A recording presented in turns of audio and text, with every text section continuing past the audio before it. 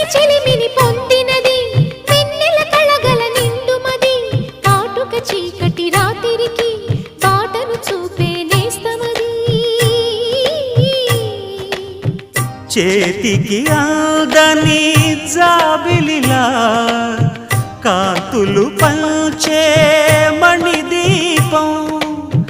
కొమ్మల చాటున కోయిలలా కాలం నిలిపే అనురాగం అడగని వరములు కురిపించి